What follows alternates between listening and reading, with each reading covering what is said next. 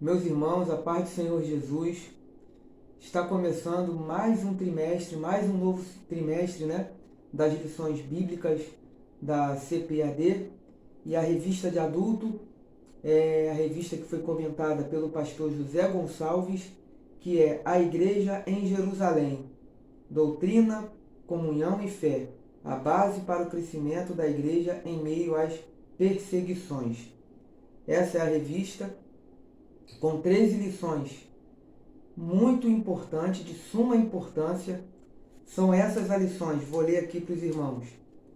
A igreja que nasceu no Pentecostes, a igreja de Jerusalém, um modelo a ser seguido, uma igreja fiel à pregação do Evangelho, uma igreja cheia do Espírito Santo, uma igreja cheia de amor, uma igreja não conivente com a mentira, uma igreja que não teme a perseguição, uma igreja que enfrenta os seus problemas, uma igreja que se arrisca, a expansão da igreja, uma igreja hebreia na casa de um estrangeiro, o caráter missionário da igreja de Jerusalém, Assembleia de Jerusalém. Como eu disse, são lições de suma importância e com essa aula a gente vai estar vendo a lição de número 1, a igreja que nasceu no Pentecostes. A intenção dessa aula é poder ajudar principalmente aos professores de escola bíblica dominical, apresentando aqui um caminho, um norte a ser seguido para preparar essa aula, né? Apresentar subsídios, enfim, coisas que vão somar, vão ajudar, vão acrescentar para que você, professor, possa preparar uma boa aula e abençoar os seus alunos com essa aula. Que Deus abençoe os irmãos com esse vídeo. Vamos à aula, em nome de Jesus.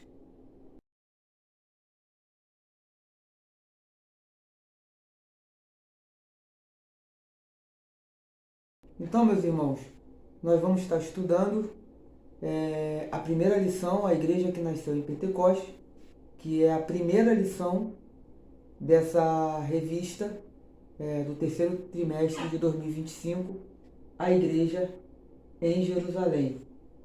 Doutrina, comunhão e fé, a base para o crescimento da igreja em meio às perseguições. Então, meus irmãos, vamos aqui passar o primeiro slide que eu fiz para que a gente vá acompanhando certinho. Neste trimestre, faremos um estudo sobre a igreja em Jerusalém, tendo como base para este estudo os 15 primeiros capítulos do livro de Atos dos Apóstolos. Então, um ponto importante para nós nos atentarmos é isso. Nós vamos estar estudando a igreja, né, do primeiro século ali, essa primeira parte do primeiro século. E essas 13 lições, elas estão baseadas nos 15 primeiros capítulos de Atos dos Apóstolos. Então, a gente tem até o capítulo 8, a igreja em Jerusalém. No capítulo 9, a gente tem a conversão de Paulo. No capítulo 10, a experiência pentecostal na casa de um gentio, né? Na casa de Cornélio. E no capítulo 15, a gente tem o concílio, que aí foi um concílio local, né? E o primeiro e único concílio registrado na Bíblia, que foi o concílio em Jerusalém. Então, essas lições, né? Todas as 13 lições dessa revista estão baseadas no capítulo, até o capítulo 15 do livro de Atos dos Apóstolos. Então, dando continuidade aqui, quando o conteúdo de um estudo é a igreja, os assuntos a serem abordados são de cunho eclesiológico. Este termo vem da palavra grega eclésia, que é traduzido para igreja. Então, é importante nós nos atentarmos nisso, por quê? porque todo o assunto aonde o conteúdo desse assunto, desse estudo, é a igreja, esse assunto ele é de cunho eclesiológico, porque é um estudo sobre a igreja. E aqui, como está nesse outro slide aqui, em um sentido mais usual, esta palavra é usada para se referir aos que foram chamados para fora. Este significado tem origem na cultura grega antiga, aonde eram escolhidos os chamados para fora, de dentro de uma massa popular, para conduzir as assembleias a fim de tratar de assuntos de interesse popular. Daí vem um outro significado de eclésia, Assembleia dos Santos. Então é importante a gente se atentar a isso, porque embora esse estudo seja sobre o começo da igreja, logo ali depois de Pentecoste em diante, melhor dizendo, né? Não deixa de ser um assunto eclesiológico, porque fala sobre a igreja. E aqui é uma informação, principalmente para ajudar aqueles que são professores, né, de escola bíblica dominical, que esse termo, que é um termo grego, é importante, irmãos, a gente se atentar numa coisa. Todo o Novo Testamento ele foi escrito em grego. É bem verdade que alguns estudiosos até dizem que, com a exceção do Evangelho de Mateus, por ter sido escrito em aramaico. Faz sentido porque a língua comum que se falava nos dias de Jesus era o aramaico. Embora a língua mãe seja o hebraico, o aramaico era uma língua que eles... uma herança desde o cativeiro babilônico. E como Mateus escreve para os judeus, é bem pertinente essa ideia de que o Evangelho tenha sido escrito em aramaico. Entretanto, eu não tenho como confirmar. Aqui é apenas uma informação de que alguns estudiosos acreditam que tenha sido em aramaico. Mas, independente disso, o Novo Testamento predominantemente foi escrito em grego.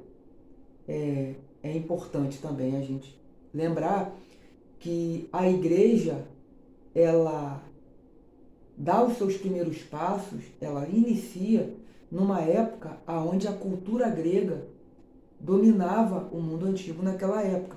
Embora Roma, belicamente falando, fosse a nação dominante, era a cultura grega que predominava. Então, posso pegar como exemplo aqui o termo Paráclitos, né, que a gente utiliza para o Espírito Santo, porque é o termo bíblico para se referir ao Consolador, né? Em algumas traduções vem advogado, enfim.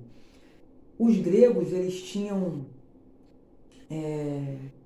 era comum, naquela época, ter um amigo da família que exercia um papel de defensor, um advogado mesmo, que representava aquela família legalmente, que era um ajudador, era um cooperador, era um amigo para todas as horas.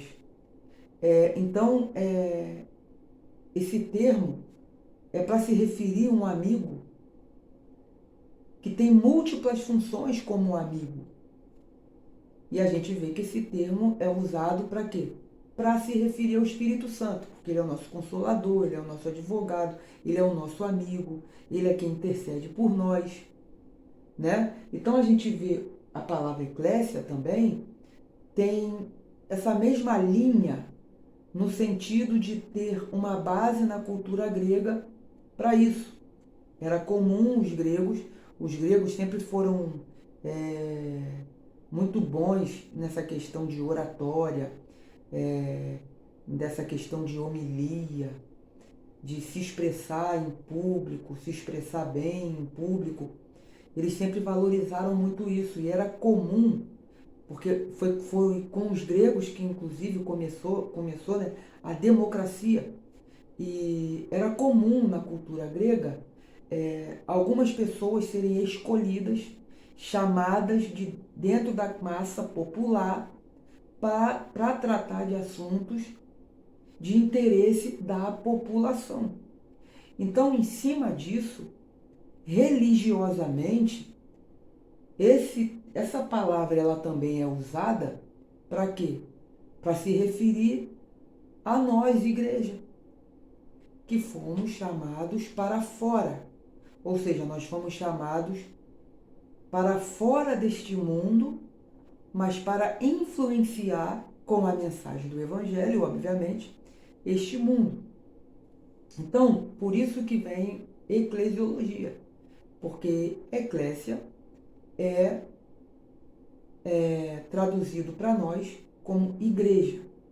E eu creio, né, entendimento meu, que essas lições elas são de cunho eclesiológico, porque elas tratam de assuntos concernentes à igreja. Só que a igreja em Jerusalém em especial. Então, continuando aqui, o próximo slide, assuntos tratados em eclesiologia. Eu creio que a gente fazendo aqui um resumo, né, do que geralmente é tratado em eclesiologia, nós vamos conseguir ter aí subsídios, né, para estudarmos essas lições, porque são conhecimentos agregados, né, para nos ajudar, para nos auxiliar na hora de preparar cada uma dessas lições. Então, um aspecto que a gente estuda na eclesiologia é a natureza da igreja, por exemplo. Então, quando a gente estuda a natureza da igreja, a gente estuda o que é a igreja, qual o significado do nome, que a gente acabou de ver agora, se ela sempre existiu, se todos que estão na igreja são de fato igreja.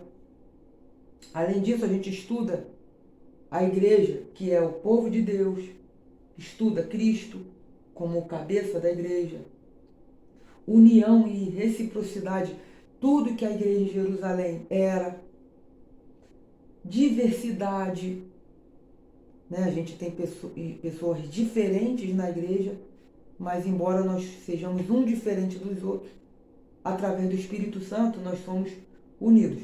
Então, e o interessante que eu botei aqui, a natureza da igreja, e a gente vê na primeira lição a natureza do pentecostalismo, que é inteiramente bíblico.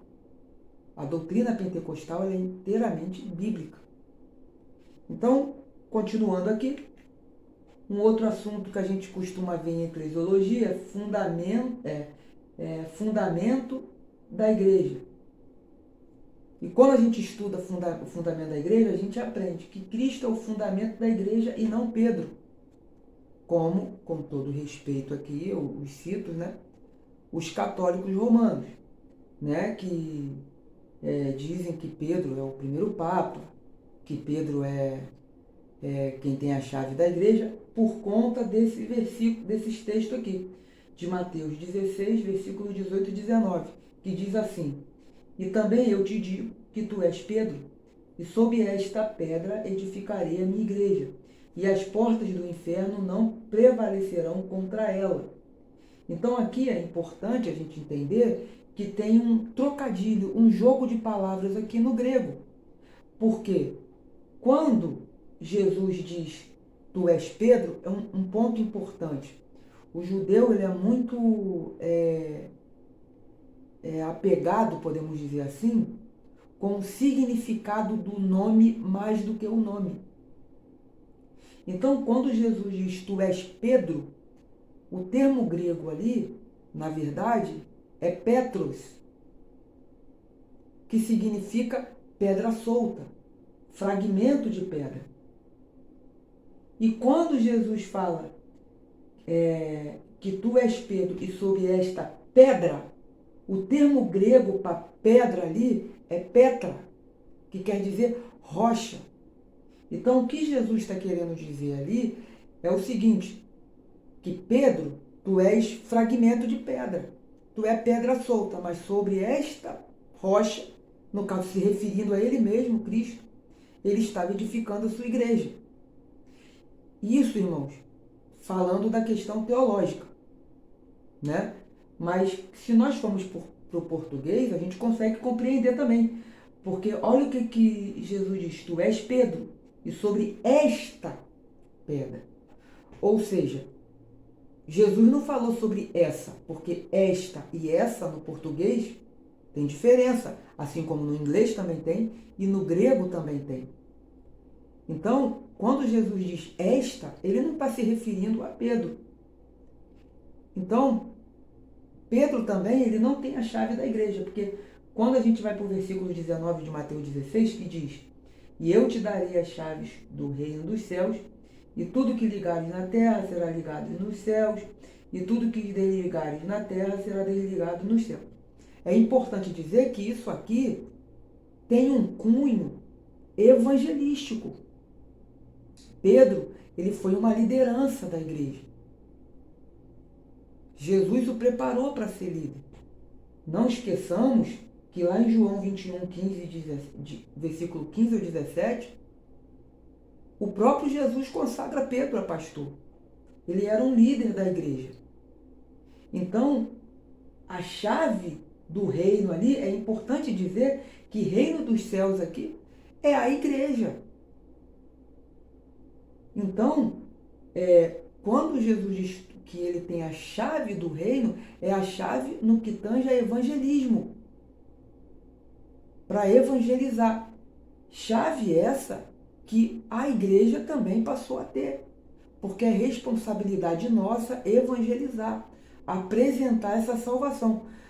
Não chave no sentido de que Pedro é o dono da igreja, ou o dono do reino dos céus. A igreja é a representante desse reino dos céus. Então é importante a gente se atentar a isso. Os católicos, com todo respeito, se utilizam desses textos para se referir a Pedro como o primeiro papa da igreja, né? Mas na verdade Pedro não era papa. Pedro nunca foi. Pedro era um pastor. João 21, versículo 15 e 17, a gente vê isso. Jesus pedindo para Pedro apacentar suas ovelhas. Apacentar a ovelha é atribuição de pastor. Então Pedro não é papa. E um outro dado interessante, que essa era papal da Igreja Católica começou no século VII, tá? Com Bonifácio III, lá em 607. A gente está falando do século VII. Pedro viveu no século I. Existe um documento aí da Igreja Católica que eles reduzem, né, o papado até Pedro, mas são argumentos que não se sustentam. E uma outra coisa, o Papa, ele é considerado a pedra fundamental da igreja. Só que quando a gente estuda fundamento da igreja, a gente aprende que Cristo é a pedra fundamental da igreja. Está lá em Mateus 16 e 18, como a gente leu em Efésios 2:20. Os papas também, eles se intitulam sumo pontífice. Pontífice significa mediador. É importante dizer também que o mediador entre Deus e os homens é Cristo. Está lá, 1 Timóteo 2,5. O único mediador. E eles também se intitulam vicários Filii Dei, que significa substituto do Filho de Deus. Ou seja, quando Jesus foi assunto aos céus, ele enviou o Espírito Santo, o Consolador. Então, é como se o Papa tivesse querendo uma atribuição, uma função que é do Espírito Santo. como está lá em João 14,16. Então, eu não creio que isso esteja correto, e nem muito menos que Pedro tenha sido o primeiro Papa, uma vez que os católicos acreditam que todos os papas são uma sucessão de Pedro. Então, continuando aqui, um outro assunto tratado em eclesiologia é a organização da igreja, tanto os ofícios ministeriais como sistemas de governo. No caso dessas lições, desse trimestre, a gente não vai ver muito, a gente não vai ver essa questão tanto assim de sistema de governo. Entretanto, a gente já vai ver os ofícios ministeriais, como, por exemplo, a instituição dos diáconos, né? A gente vai ver a função dos bispos, né? Dos apóstolos, né? Dos presbíteros, né? Inclusive, abrindo um parêntese aqui, quando a gente vê na Bíblia presbítero, a palavra grega para presbítero e ancião é a mesma coisa. E quando a gente vê a palavra bispo, que é episcopo, embora sejam palavras diferentes, quando a gente olha a função que tanto bispo, tanto presbítero, ele assumia, eram funções similares. Porque um presbítero, ele é um pastor, né? Um presbítero, ele também é um pastor. Uma prova bíblica disso é que em João 21, versículo 15 e 17, que eu citei no slide anterior, como a consagração de Pedro, o texto diz: e depois de terem jantado, disse Jesus a Simão Pedro: Simão, filho de Jonas, amas-me mais do que estes? E ele respondeu: sim, Senhor, tu sabes que te amo. Disse-lhe: apacenta os meus cordeiros. Tornou a dizer-lhe segunda vez: Simão, filho de Jonas, ama-me? Disse-lhe: sim, Senhor, tu sabes que te amo. Disse-lhe: apacenta as minhas ovelhas. Disse-lhe terceira vez: Simão, filho de Jonas, amas-me?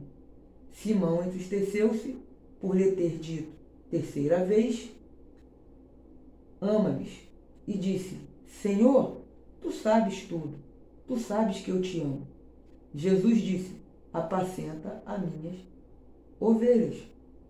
E na tradução King James atualizada diz que Jesus comissionou ele a apacentar as ovelhas. O que é comissionar? Você dá a missão a alguém, você dá uma atribuição a alguém.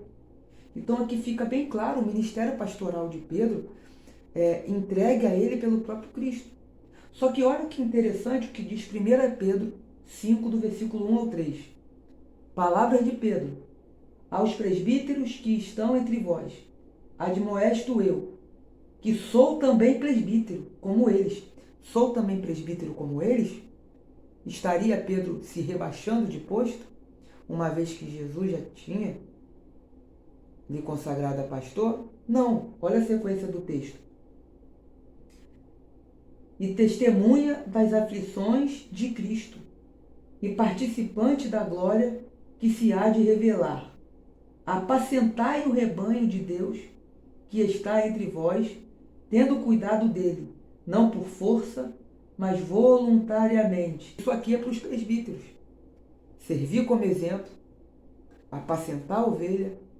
Então, o que é importante a gente lembrar? Que é a função do presbítero saber dar uma palavra, saber pregar, apacentar, auxiliar o seu pastor.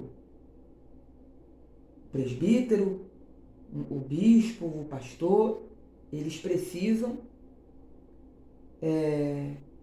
ser ensinadores na igreja, ser capacitados teologicamente, biblicamente, para poder exercer o seu ministério da melhor forma. Então, um outro assunto importante da eclesiologia é a autoridade da igreja. A igreja ela tem autoridade espiritual, ela tem autoridade evangelística e disciplinar. E a gente vai ver esses pontos ao longo desse trimestre que estudaremos.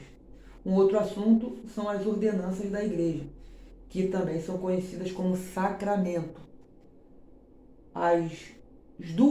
Os dois sacramentos deixados por Cristo para nós é o batismo e a ceia. Apenas isso. É importante a gente frisar isso. Os católicos, e mais uma vez, com todo o respeito, eu os cito aqui, eles já colocam 5 sacramentos aí a mais. Eles têm os 7 sacramentos. São eles: batismo, né?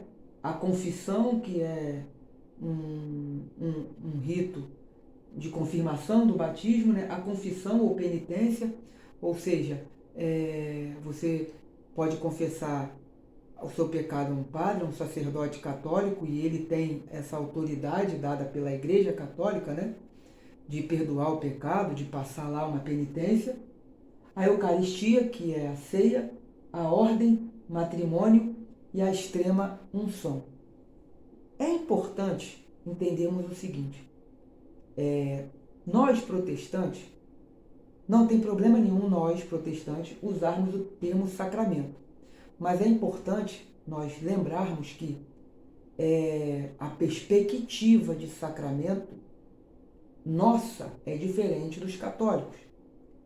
Por quê? Porque sacramento para os católicos são ritos que trazem ao indivíduo uma bênção especial, algo que não precisa fazer com que você exercite a sua fé, né?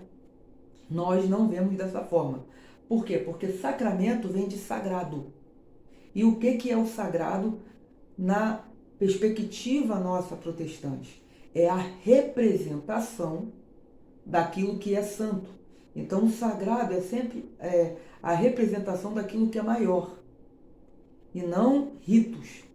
E os únicos dois, para nós protestantes, que a gente vê biblicamente, são os únicos sacramentos deixados por Cristo para nós, para a sua igreja. É o batismo e a ceia. Então, é importante também a gente ressaltar isso. Não está errado a gente usar o termo sacramento no lugar de ordenança. Pode ser um dos dois, mas sempre tendo em mente que, para nós protestantes, sacramento é diferente do sacramento da Igreja Católica. Continuando aqui, um outro assunto que a gente estuda na eclesiologia é o objetivo da igreja. O objetivo da igreja é instrução bíblica, instruir o povo biblicamente, a comunhão fraternal um com os outros, e evangelismo e adoração. A gente vai ver esses aspectos na igreja de Jerusalém, por exemplo.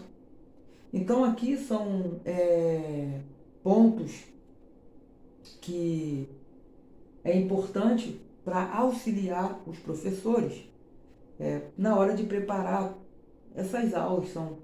São um norte, né? É um ponto de partida da onde começar suas pesquisas para fazer a melhor aula possível. Então, nós vamos agora para o próximo slide,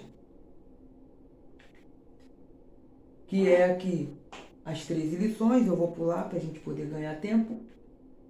E aqui a gente começa com a primeira lição, que é a igreja que nasceu em Pentecostes. Nós vamos pôr nosso texto áureo dessa lição. E todos foram cheios do Espírito Santo e começaram a falar em outras línguas, conforme o Espírito Santo lhes concedia que falassem. Atos 2, versículo 4. A verdade prática: a igreja nasce no Pentecostes, capacitada pelo Espírito para cumprir sua comissão. A nossa leitura bíblica em classe, ela vai de Atos 2, do versículo 1 ao versículo 14, que diz assim: cumprindo-se o dia de Pentecostes, estavam todos reunidos no mesmo lugar, e de repente veio do céu um som, como de um vento veemente e impetuoso, e encheu toda a casa em que estavam assentados. E foram vistas por eles línguas repartidas, como que de fogo, as quais pousaram sobre cada um deles. E todos foram cheios do Espírito Santo e começaram a falar em outras línguas, conforme o Espírito Santo lhe concedia que falassem. E em Jerusalém estava habitando judeus, varões religiosos de todas as nações que estão debaixo do céu. E correndo aquela voz, ajuntou-se uma multidão e estava confusa, porque cada um os ouvia falar na sua própria língua. E todos pasmavam e se maravilhavam, dizendo uns aos outros: pois que não são galileus todos esses homens que estão falando? Como, pois, ouvimos cada um na nossa própria língua em que somos nascidos? Partos, medos, elamitas, e os que habitam na Mesopotâmia, e Judéia, Capadócia, e Ponto, e Ásia, e Frígia, e Panfilha, Egito, e partes da Líbia, junto a Cirene, e forasteiros romanos, tanto judeus como prosélitos, e crenteses e árabes, todos os temos ouvido em nossas próprias línguas falar das grandezas de Deus. E todos se maravilhavam e estavam suspensos, dizendo uns para os outros: que quer dizer? Que quer isto dizer, perdão? E outros zombando diziam: estão cheios de mosto. Mosto, né, é vinho. Então, cheio de mosto, alguns acharam que eles estavam embriagados. Pedro, porém, pondo-se em pé, com os 11, levantou a voz e disse-lhes: varões judeus e todos os que habitais em Jerusalém, seja-vos isto notório e escutai as minhas palavras. Então, meus irmãos, aqui a gente viu a nossa leitura bíblica em classe. Então, dois pontos aqui que eu queria observar com os irmãos, que é importante para nós. Som que veio do céu, lá no versículo 2. Línguas repartidas como que de fogo, versículo 3. Foram eventos inaugurais, não se repetem mais. Então é importante a gente ter isso em mente. Esses eventos, eles não se repetem mais. Ah, irmão Eric, você não crê na continuidade? É lógico que eu creio, irmão, na continuidade dos dons espirituais. Pela misericórdia de Deus, eu sou pentecostal. Mas o que eu quero dizer é que esses dois eventos de som e línguas repartidas foram eventos inaugurais, só aconteceram lá no Pentecostes e não acontecem mais. Isso é um ponto importante para a gente observar. Uma outra questão, né, em cima dessa lição, que é uma pergunta: o que é o Pentecostes? Então aqui, essa lição é a igreja que nasceu em Pentecostes. Então é importante nós entendermos o que é o Pentecostes, para a gente poder entender o que é essa lição e termos subsídios para poder prepararmos uma lição nas nossas respectivas igrejas da melhor forma possível, a fim de esclarecer, né, os textos para os nossos irmãos. Para os judeus, era um dia sagrado chamado de Shavuot, que quer dizer semanas. Embora Shavuot queira dizer semana, literalmente também tem o significado de múltiplos de 7. 7 vezes 7. Então, era a festa das semanas, né? Onde eles contavam 7 semanas, dava 49 dias. No dia seguinte, era o 50º dia e era comemorado a festa da colheita. Para nós cristãos, marca o dia do cumprimento da promessa do derramamento do Espírito Santo, que é o Pentecostes, que já tem o significado de 50º dia. Então é importante a gente lembrar disso, ter isso em mente. Como que funcionava para os judeus? no dia da colheita, o primeiro dia da colheita, era dia das primícias. Jesus, por exemplo, ressuscitou no dia das primícias, que era uma festa seguida da Páscoa. E se contava ali 7 semanas, ou 50 dias, 7 semanas mais o dia seguinte, ou 50 dias, e se encerrava essa festa da colheita. Jesus ressuscitou num dia desse. Por isso que Paulo vai dizer que ele é a primícia dos que dormem, porque o primeiro dia da colheita era chamado de primícias, aonde o agricultor levava um feixe da primeira da primeira plantação dele, né, da colheita, e levava para o sacerdote para ele poder apresentar a Deus, para dedicar a Deus. Por isso, primícias. E Paulo vai chamar Jesus de primícias do que dorme, porque Jesus foi o primeiro a inaugurar, podemos dizer assim, a questão da ressurreição de corpo glorificado, isto é, um corpo onde a morte não tem mais poder nenhum. E é por isso que nós cremos na ressurreição dos últimos dias também, porque Jesus venceu a morte. E então, continuando aqui, no próximo slide, Asher Intrater fez um paralelo interessante entre Shavuot e Pentecostes, aonde ele diz assim: Asher Intrater é um judeu messiânico, um homem de muita sabedoria. E o paralelo que ele fez é o seguinte: no Monte Sinai, a Torá foi dada com fogo e relâmpagos na presença do anjo Yavé. Aqui está só o tetagrama, mas eu estou falando Yavé para os irmãos entenderem. O povo literalmente viu as vozes, o texto diz viu as vozes mesmo, não diz ouviu não, tá? De Deus, assim como os discípulos viram o Espírito Santo como línguas de fogo da parte de Yeshua, o Messias. Então olha que paralelo interessante.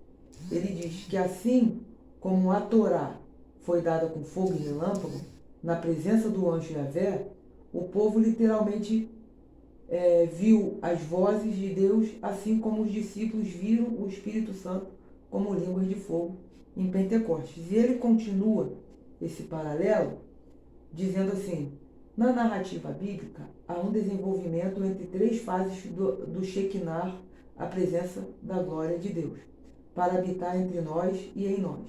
A primeira etapa é representada pelo Sinai. A coluna de nuvem e de fogo acompanhou o povo em diferentes lugares. A segunda etapa é o Templo de Salomão, onde lemos que a glória de Deus encheu o templo durante a sua dedicação, ou seja, quando trouxeram a Arca da Aliança para o templo, né? E a terceira etapa é o derramamento de Shavuot, Pentecostes, sobre os discípulos. Isto também aconteceu em Jerusalém. As 3 etapas, portanto, seriam: a primeira, coluna de nuvem e de fogo no exílio, né, ali quando eles saíram do exílio, né, egípcio. Nuvem e fogo no templo em Jerusalém. Fogo do Espírito Santo sobre os discípulos, que é o terceiro, em Jerusalém. A partir daqui, o Novo Testamento desenvolve a metáfora de que nós, como corpo do Messias, somos um templo espiritual de pedras vivas. Aí aqui está as referências bíblicas. Então, olha que paralelo interessante. Ele trata a presença de Deus, a glória de Deus, tanto lá a nuvem, coluna de nuvem, de fogo, como a nuvem, né, e o fogo no templo, e o episódio do que aconteceu em Atos 2 no Pentecostes. E olha que interessante o que diz o texto de 2 Coríntios 3, do versículo 4 ao 9. O texto diz assim: e é por Cristo que temos tal confiança em Deus. Não que sejamos capazes por nós de pensar alguma coisa, como de nós mesmos, mas a nossa capacidade vem de Deus, o qual nos fez também capazes de sermos ministros, olha só, de um novo testamento. Não da letra, mas do Espírito. Que letra é essa aqui? Letra aqui é a lei. Espírito aqui está se referindo à graça. E o texto continua, porque a letra mata e o espírito vivifica. Tem muita gente que negligencia o estudo, aí se utiliza desse texto aqui de forma errada, dizendo que o estudo é errado e que a letra mata. Mas o que Paulo está se referindo aqui é a lei. E a sequência do texto diz, e se o ministério da morte, gravado como letras em pedra, que ministério da morte gravado em letras em pedras é esse? Que ele está dizendo, é a lei. Aí ele diz, veio em glória, de maneira que os filhos de Israel não podiam fitar os olhos na face de Moisés, por causa da glória do seu rosto, a qual era transitória, como não será de maior glória o ministério do Espírito. Porque se o ministério da condenação foi glorioso, muito mais excederá em glória o ministério da justiça. Então, olha o que Paulo está dizendo, que o ministério da lei, da morte, né, da letra escrita em pedra, que foi entregue a Moisés, e o seu rosto ficou reluzente, a glória de Deus era tão grande que ninguém poderia olhar para o rosto de Moisés, era uma coisa gloriosa, mas que era transitória. Já a glória do Pentecostes é uma glória muito maior ainda e permanente. E isso é interessante porque olha o que o autor da lição diz no tópico 1. Tópico 1, subtópico 1, segundo parágrafo. Isso significa que Deus se revelou de maneira visível e audível, assim como fez no Monte Sinai, quando entregou a lei a Moisés. Naquela ocasião, houve trovões, relâmpagos e um som forte, e o povo ouviu a voz de Deus e viu um grande fogo. Olha o subtópico 2, um evento paralelo ao Sinai. Assim como no Sinai, onde a presença de Deus se tornou real, como uma das experiências mais marcantes da história do antigo povo de Deus, de uma forma muito mais gloriosa e profunda, o Pentecostes marcou o encontro do Espírito de Deus com a igreja. Ou seja, é algo muito mais glorioso o que aconteceu em Pentecostes. E continuando aqui, um outro paralelo com Pentecostes no episódio da Torre de Babel. Na Torre de Babel, devido à arrogância do homem, Deus confundiu as línguas. Entretanto, em Pentecostes, 15 nações distintas entendiam na sua própria língua o que estavam ouvindo. Em Gênesis 11, pela arrogância, houve a separação devido à confusão das línguas. Mas em Pentecostes, Deus uniu a todos pelo Espírito. Olha que interessante. Em Babel, Deus confundiu as línguas. Teve confusão ali, separação, por conta da arrogância do homem. Mas já em Pentecostes, cada um na sua língua conseguiu entender sobre as maravilhas de Deus, porque através do Espírito os povos são unidos de novo. Então olha o poder do Espírito. Aí Matthew Henry, comentário de Matthew Henry, diz assim, a situação não era uma pessoa falando uma língua entre outra, uma segunda e assim por diante, como ocorreu com as muitas famílias que se espalharam em Babel, mas a cada um era permitido falar diversas línguas conforme a ocasião, e presumimos que entendiam aquilo que diziam e também o que os outros diziam, privilégio de que os construtores de Babel não dispunham. Então o Espírito Santo, ele une tudo, porque muito maior é o Espírito Santo, que é quem nos une, do que o que nos separa. Continuando aqui, o que é ser pentecostal? O que é ser continuacionista? Ser pentecostal é crer na continuidade do que ocorreu em Pentecostes. É crer na experiência com o Espírito Santo, mas sem desprezar as Escrituras.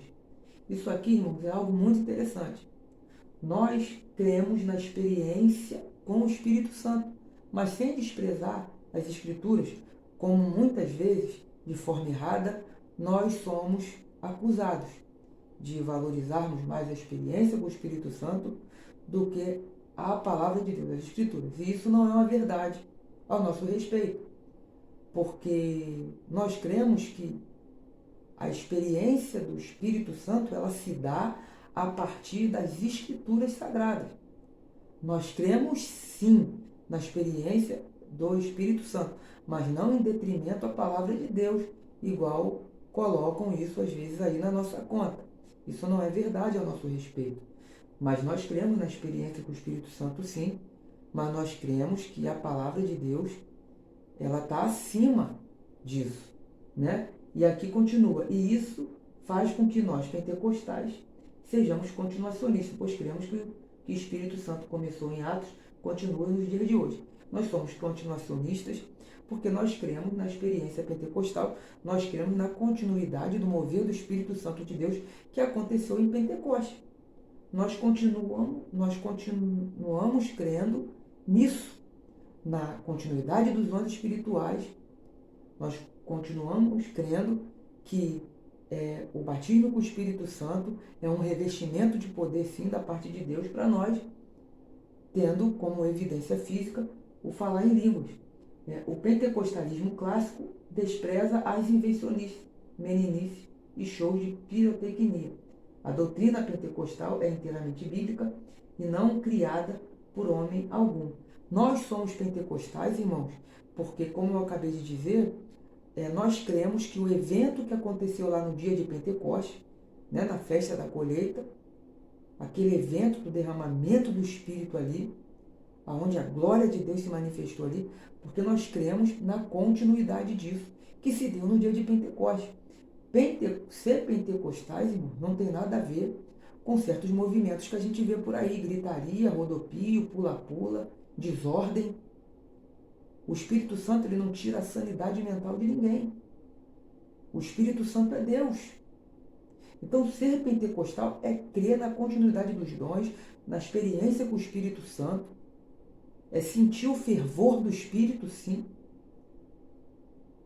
Mas o pentecostalismo clássico não tem nada a ver com alguns, lógico, não são todos, movimentos que a gente vê por aí de invencionices, de meninices, de gritaria, de pula-pula, uma série de coisas que não tem nada a ver com o pentecostalismo clássico. Então, continuando aqui, a gente vai para nossa conclusão, aonde diz: o Pentecostes marcou o início da era da igreja.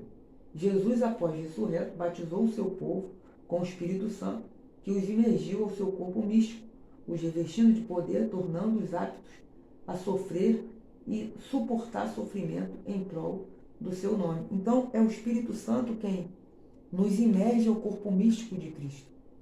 E foi um marco para a igreja, porque a igreja nasce ali no sentido de que ali se inicia a era da igreja. Ali a igreja está apta pelo Espírito Santo a crescer, né? Então, e um ponto importante é que o poder do Espírito Santo em nós, esse revestimento, nos dá capacidade de suportarmos o sofrimento. Lá em Atos 1:8, quando Jesus diz: ser-me-eis mais testemunha ali, o termo grego é mártir. E olhamos, irmãos, para como que a igreja, os crentes sofreram. Aqui, nessas lições, a gente está vendo a perseguição judaica, que a gente está vendo, a lição está trazendo a igreja em Jerusalém. Mas os gregos também perseguiram os cristãos e os romanos também. Os judeus perseguiam, acusando de pertencerem a uma seita. Líderes judaicos invadiam casa de cristãos, arrastavam pela rua, como se faz com um cão, prendia, né? Fazia maldade. Os gregos, meus irmãos, por exemplo, vão acusar os crentes de antropofagia, que é o ato de comer carne humana. Era uma perseguição moral, porque dizia que na ceia os crentes diziam comer da carne do Senhor Jesus e beber do seu sangue, ignorando que isso era algo memorial. Também acusavam os crentes, os cristãos, de incestos, porque se tratavam como irmãos, mas se beijavam. O ósculo santo, né? O ósculo santo, irmãos, era beijo na testa. Então, calúnias contra a igreja. Depois também teve a perseguição de Roma. A perseguição de Roma teve dois aspectos: o religioso, porque os cristãos não adoravam os deuses romanos, e nem a César, nem ao imperador. E político por quê? Porque todo grande império tem um grande medo, perdeu o seu poder. E a igreja só crescia. os cristãos só se espalhavam.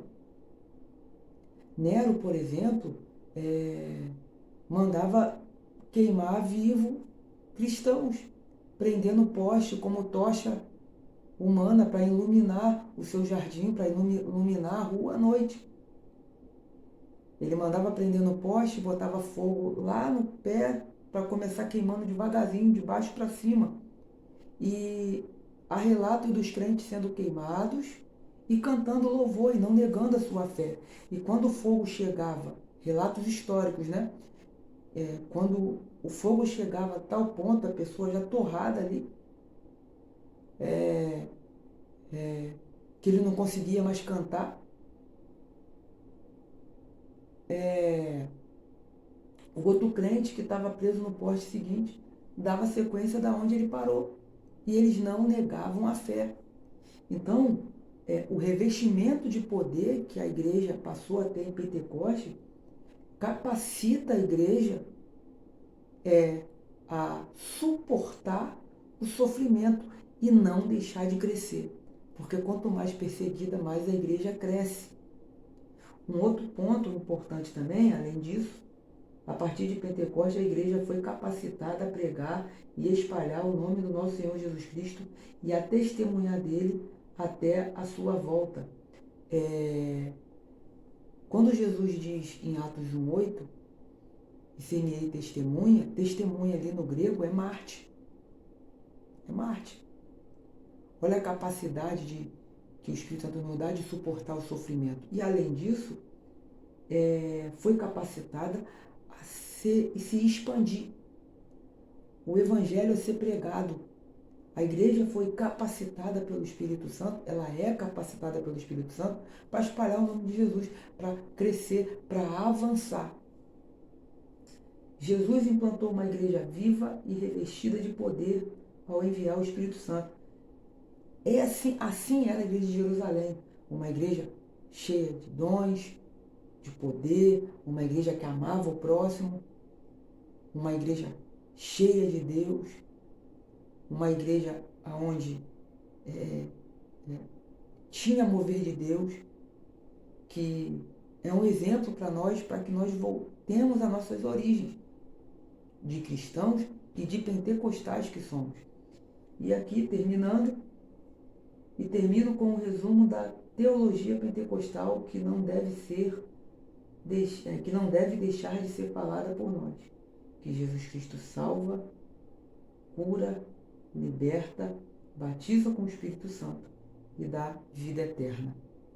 Que essa aula possa te ajudar com alguns subsídios a preparar a sua aula, né, a te dar um norte para preparar a sua aula dessa lição de número 1 e também as outras. Que Deus abençoe a sua vida, em nome de Jesus.